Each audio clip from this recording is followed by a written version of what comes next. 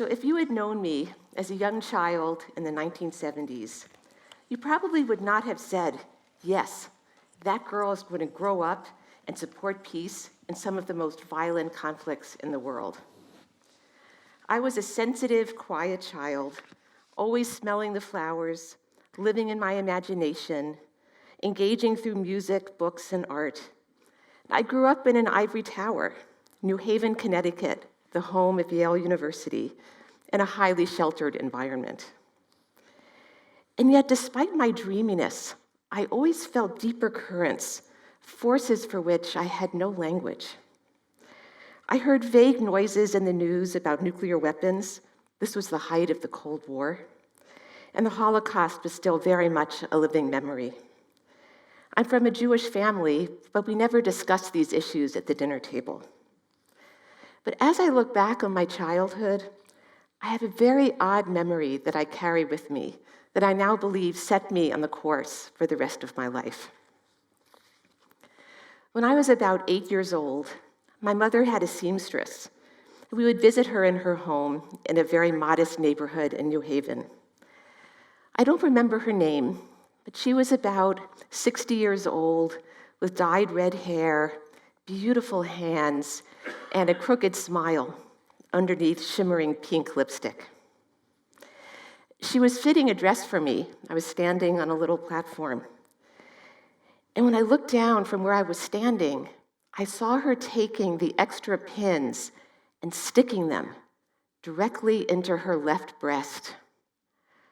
And I must have looked horrified. And she looked at me and she laughed and she said, "Oh, I had breast cancer. This is a prosthetic. It's made of foam. It's the perfect pincushion."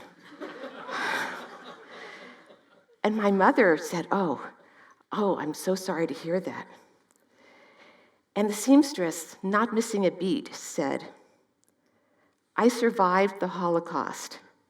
What is a breast compared to that? What is a breast compared to that?"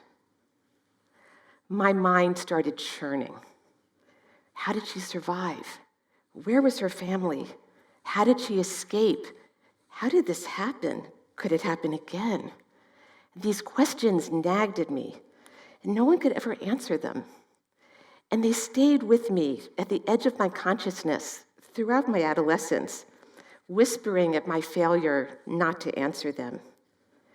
And I remained the same quiet, bookish introvert that I had been throughout my childhood. But a certainty was growing in myself that I had to stare down these questions about violence and survival that were not letting me rest, and that I had to find the strength and the moral tools to confront these difficult truths. You sometimes have to come to peace sideways. It's a little bit like communicating with a skittish horse, and it's not always where you look for it. After my first summer of law school, I took what I thought would be the most direct route to understanding violent perpetrators, and I worked with death row prisoners in the state of Georgia. The details of that summer could be another peace talk. The darkness and coldness of a maximum security prison, the desperation of the victims' families, the horror of the execution chamber. And I certainly learned something that summer about psychopaths, evil, and violence. But I learned a great deal more about the extraordinary power of apology and forgiveness, the nature of trauma, the racialized nature of justice, and the possibilities for redemption. This was a sideways step toward peace building and a gift that arrived in a deeply challenging form. So this was all in the late 1980s, and by the time I graduated from law school, the Berlin Wall had fallen, the Cold War had ended, and intensive optimism reigned that's almost impossible to imagine today. I was working at a research center at Stanford University that studied conflict and negotiation, and I began to hear about the most extraordinary thing. Citizens across divides were having dialogues and were negotiating about peace, making peace amongst themselves. And while there had always been strong peace movements, strong anti-nuclear movements, peace studies programs, the idea that citizens could conduct peace was not strong during the Cold War. There was a feeling that if amateurs started to meddle with peace, who knows where the dominoes might fall. And for the next 5 years, I had the deep privilege of working with Harold Saunders, who was a great and humane mediator who had negotiated the Camp David Accords. And we worked on what he called public peace processes between Israelis and Palestinians, Armenians and Azerbaijanis, and Catholics and Protestants in Northern Ireland. And the experience of engaging with people who had lost children to war, who had everything to gain from continuing to hate, and yet who reached out across divides to build more peaceful futures, it filled me with awe. In contrast to the bleak sameness of war, I saw these citizens practice what John Paul Lederach calls the moral imagination, the extraordinary creative ability to imagine a future of coexistence amid hate and violence.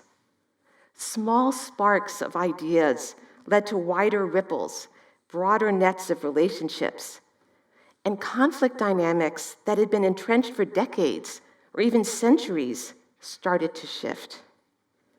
Progress was not linear, and disappointments were often crushing. And I would say as an aside, don't go into peace building if you only like straight lines. It always cycles back, as the events of this week are showing us. But I was able to witness in these conversations new origami folds, leading to an evolved political atmosphere in which peace could take hold.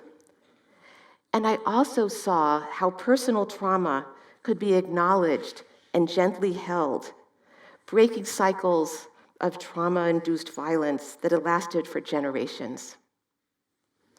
This moral imagination continues to flower today, even amidst the devastating violence in the world. In my work with Humanity United, we support artists and activists in Colombia, social leaders in South Sudan, movement coaches across Africa, and bridge builders and social justice activists in conflict areas of the United States, all working to build a culture of peace that infuses every corner of society.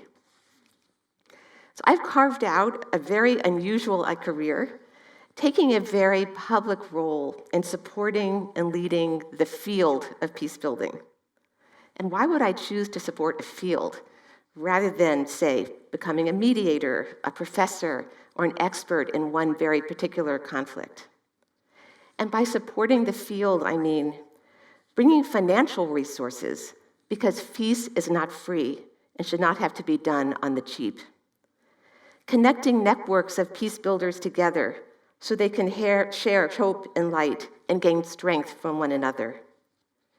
Creating a powerful voice for peace builders within power centers like Geneva, so that the arguments for peace can speak louder than the arguments for more guns. Supporting ways of measuring peace so that no politician can ever say, peace is too soft and fuzzy to have any impact. Creating narratives and stories so that peace is revealed in all its practical and operational forms and not as an ephemeral dream. And supporting young professionals because peace deserves a pipeline of brilliant talent. Of course, I love the technical and political challenges of peace building, but the true reason that I support this field is to create a vibrant container to encircle the courage and the perseverance of ordinary people who are making peace every day far off the radar.